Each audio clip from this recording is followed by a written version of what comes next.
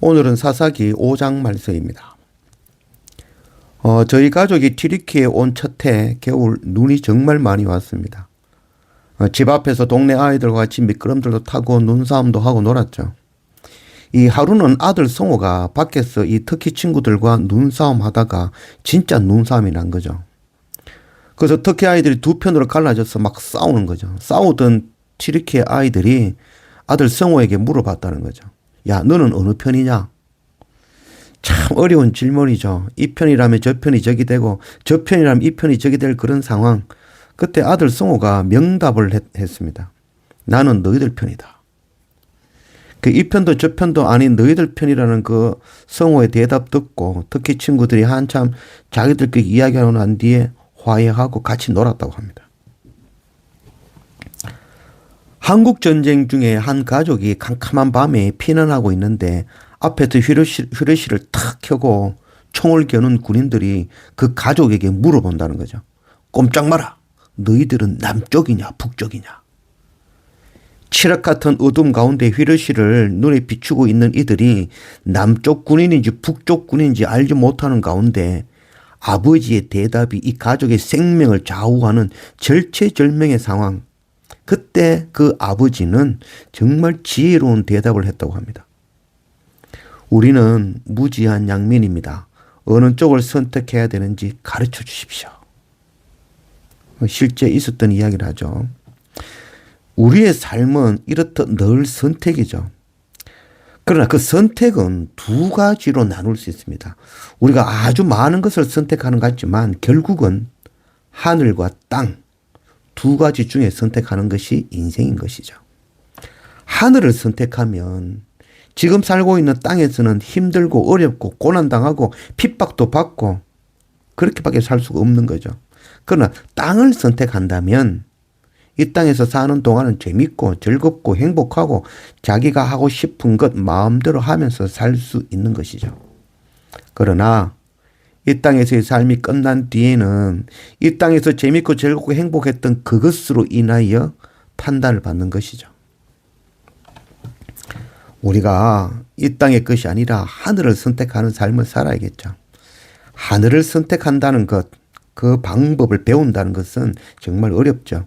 징계와 채찍으로 배우고 연단과 시험과 광야 교회를 통해서만 하늘을 선택하는 방법을 배울 수 있는 것입니다. 사람은 가르치지 않고 배우지 않으면 땅을 선택하며 살아가고 마는 것이죠. 오늘도 하늘을 선택하는 방법을 배우며 말씀과 예배 앞에 날마다 엎드리는 그런 우리가 되기를 원합니다. 우리가 앞서 사사기를 읽었던 것처럼 온니엘과 함께 하신 그 하나님의 영을 간절히 구합니다. 에우스의 좌우의 날선 검으로 깊숙이 찔려서 정말 날마다 죽기를 원합니다. 삼갈의 소 모는 막대기로 맞아서 우리의 어리석음이 깨어지기를 원합니다. 헤벨의 아내 야엘의 말뚝으로 하늘과 땅을 오락가락하는 그 마음이 하나님께 견고히 박히는 그런 우리가 되기를 원합니다. 1절 이날에 드보라와 아비노함의 아들 바락이 노래하여 이르되 이스라엘의 영솔자들이 영솔하였고 백성이 즐거이 헌신하였으니 여호와를 찬송하라. 너희 왕들아 들으라. 통치자들아 귀를 기울이라.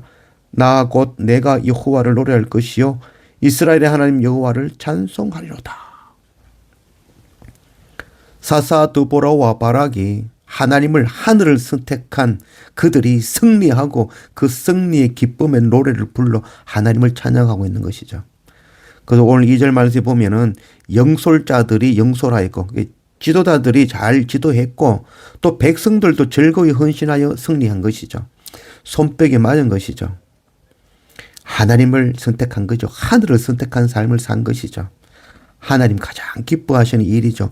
즐거이 헌신하는 마음, 자원하는 마음, 자기의 마음으로 하나님을 하늘을 선택하는 그것 하나님 가장 기뻐하시는 것이죠. 빽빽한 구름으로 땅이 진동하고 하늘이 빛을 잃고 깜깜하지만 그런 중에도 하나님은 동일하게 역사하며 일하시는 분이시죠. 소나기가 내리는 그 먹구름 뒤에는 뜨거운 태양이 비치고 있는 것이죠. 시편 18편 1절 나의 힘이신 여호와여 내가 주를 사랑하나이다. 그 앞에 광채로 말미암아 빽빽한 구름이 지나며 우박과 숯불이 내리도다. 그가 높은 곳에서 손을 펴사 나를 붙잡아 주심이여 많은 물에서 나를 건져내셨도다. 이 다윗의 고백이죠. 빽빽한 구름, 이 말은 곧 현실적으로 암울하다는 거죠. 답이 안 보인다는 거죠. 답답하고 길이 보이지 않아서 하나님이 어디 계신지 몰라서 구하고 찾고 구하였지만 알고 보니까 그 빽빽한 구름 뒤에 하나님 사랑의 빛은 동일하게 비치고 계셨음을 깨달아 아는 것이죠. 그래서 그 다윗이 그 기쁨을 노래한 것이 바로 시편 18편인 것이죠. 드보라와 바락이 동일하게 하나님의 성실하심을 지금 찬양하는 것입니다. 이는 모세가 구름으로 빽빽한 그 시내산에 올라 그 구름 위에 계시는 하나님을 만나는 장면과 동일한 것이죠. 우리는 눈에 보이는 상황을 바라보는 자들이 아니죠.